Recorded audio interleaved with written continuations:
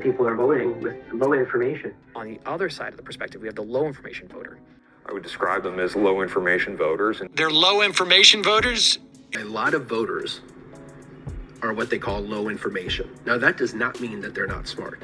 I am telling you, from knocking on doors and talking directly to voters, overwhelmingly, the average voter is smart.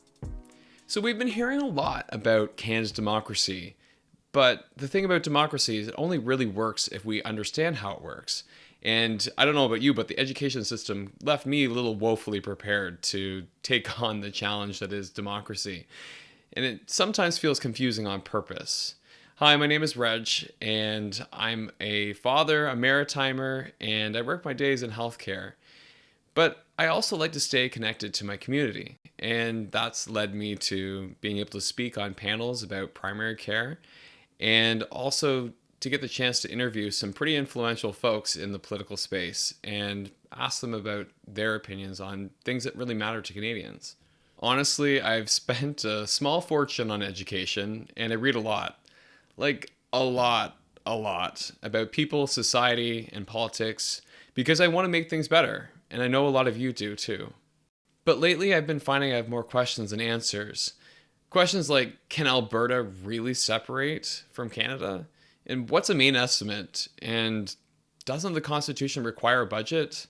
And despite all these questions, when I listen to the news, they constantly talk about low information voters. There's a lot going on, and there's so many different sides of it, and I just don't want to be wrapped up. I don't really know a lot. I feel like a lot of people don't. As someone trained in research, evaluation, and change management, I thought, if I don't have the answers, you might not either. So that's why I decided to start Strategic Citizen. So here's the journey. We're going to take on some of the biggest topics in politics using kind of a four-pronged approach.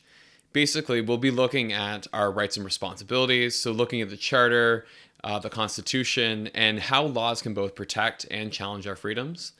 We'll be talking about active engagement, so how can you be involved beyond just voting? So things like petitions, citizen initiatives, joining political parties, EDAs, the whole gamut.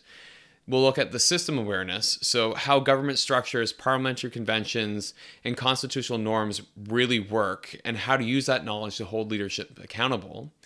And empowering others, helping our fellow citizens understand their rights and how to use them, because democracy is strongest when we're not acting as individuals, but coming together as a collective.